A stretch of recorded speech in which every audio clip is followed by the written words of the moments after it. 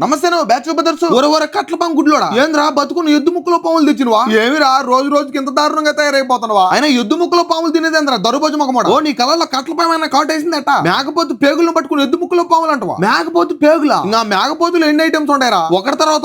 తర్వాత ఒకటి తెస్తానే ఉండవు ఆయన ఇప్పుడు వాటితే మెల్లక పెడుతున్నావు స్వామి ఏం చేశాదన్న మా కున్ని గడితో పోడైపోయింది వాడికి ఈ మేకపోతు పేగులతో పొలావ కావాలంట పేగులతో పొలావా సరిపోయినరా ఇద్దరికిద్దరా బలే వాళ్ళు తగులుతారు కదరా నీకు ఇంకా తగలబెట్టు లేట్ ఎందుకు ఫస్ట్ పేగులు శుద్ధంగా ఉడకబెట్టుకుని పక్కన పెట్టి ఆ తర్వాత పొయ్యి మీద పలావ దబర్లో అన్ని రకాల మసాలాలు వేయించుకొని ఆ తర్వాత దాంట్లో ముందుగా కడిగి పెట్టుకున్న పొట్ట పేగులు అట్టే ఎసురుకి నీళ్లు పోసి ఆ నీళ్లు బాగా తిరిగిన తర్వాత ముందుగా నానబెట్టుకున్న బియ్యం వేసుకొని ఒక్కసారి గంటితో తిప్పి మూత పెట్టి ఒక 10 నిమిషాలు మంట పైన బాగా ఉడకనిచ్చి ఆ తర్వాత కొత్తిమీర చల్లి దమ్ పెట్టుకుంటే మా కున్నిగాడు కోసం తయారు చేసిన పొట్ట పేగులు పొలవ అయితే రెడీ అయిపోద్ది చూడండి ఆ పొలవ టెంప్టింగ్ ఎంత కలర్ఫుల్ గా వచ్చిందో మా కున్నిగాడు బావ నేను స్నానం చేసి వస్తా అని చెప్పిండు వాడు వచ్చేసరికి నేను ఆగలేను కాబట్టి లేదు నిండా పొట్ట పేగులు పొలవ పెట్టుకొని ఆ బిర్యానీలో ఉడికిన పొట్ట పేగులు జురుకొని తింటా దాంతో పాటు ఒకరంత పొలవ తింటుంటే